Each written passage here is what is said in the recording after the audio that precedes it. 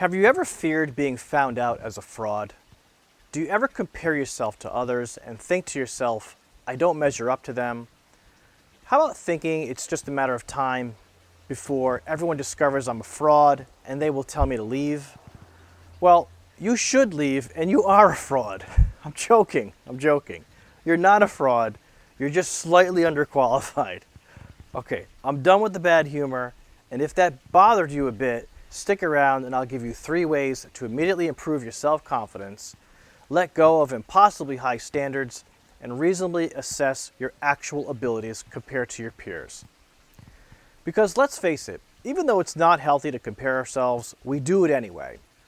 My name is Jason Serro, and I'm a licensed professional counselor, providing therapy to people of all ages located in Connecticut. Please like the video and subscribe if you think it will help in some way. Imposter syndrome. It's not an actual diagnosis, but it is a psychological term developed by clinical psychologists Pauline Clance and Suzanne Imes, in which a person is unable to validate and embrace their successes throughout their lives. In fact, it's centered around the belief that they don't deserve the success or accomplishments they have. These accomplishments are attributed to luck or the idea that anyone can do it. People with imposter phenomenon don't see the value of their skills and will often say they were in the right place at the right time or were just incredibly lucky. These types often discount the positive and have an impossible time taking credit for their efforts. We will often see this phenomenon in the workplace, where competition can be fierce and the comparisons against coworkers and their abilities take center stage. Someone delivers a killer presentation and the imposter thinks to themselves they could never measure up to that person and deliver something as stellar as them, and uses some avoidance tactics to delay or put off their own presentation. It can really be a defeatist mentality fueled by insecurity, self-doubt, and perfectionism. Perfectionism is a large component in imposter syndrome. It can be broken up into 2 categories: maladaptive perfectionism and adaptive perfectionism. Maladaptive perfectionism is when someone sets unreasonably high standards and is extremely self-critical in self-evaluations. They can have serious control issues and are super negative when things don't go their way.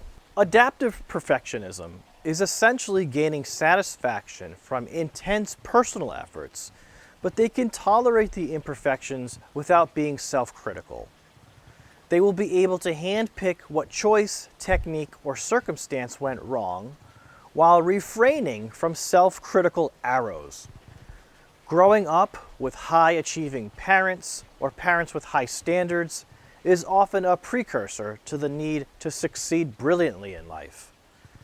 There is a familial and societal pressure there that if you're not achieving greatness, you're essentially a nobody and no good to the world. Also fueled by the social media phenomenon where Facebook, Instagram, and TikTok allow us to put out to the world this framed sense of reality we choose to show that is often one-sided.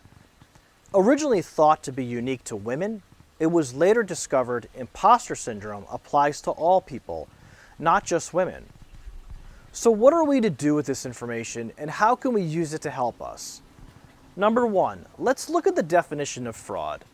According to the Merriam-Webster, it is an act of deceiving or misrepresenting. Are you intentionally being deceptive to others?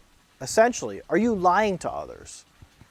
A second definition is a person who is not what he or she pretends to be. Are you pretending to be a real college student, nurse, lawyer, teacher, entrepreneur, or even a CEO? Answering no to these questions probably means you do have merit, you do bring value, you are very capable, and you're not an imposter. If you answered yes to these questions, there's probably another video to be made specifically for you sometime soon. Number 2, someone probably extended an invitation to you to participate in something you're pursuing. Did a college, university, trade school, or program write you an acceptance letter? Did someone in management ask you to specifically to speak to the group or make a presentation? Did someone invite you to the party, conference, workshop? Say to yourself, I'm here for a reason. It's not by chance, but by the hard work and consistency I have put into this. Say to yourself that you are trying to continue learning new things to expand your mind, your emotional development and resilience, and to walk through the doors that will open up for you. I will mess up along the way, will choose to not dwell on my mistakes, and will laugh a bit at myself because I can't always take life too seriously. Number 3, stop living in denial.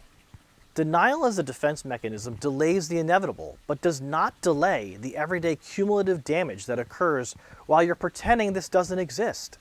Time waits for no one.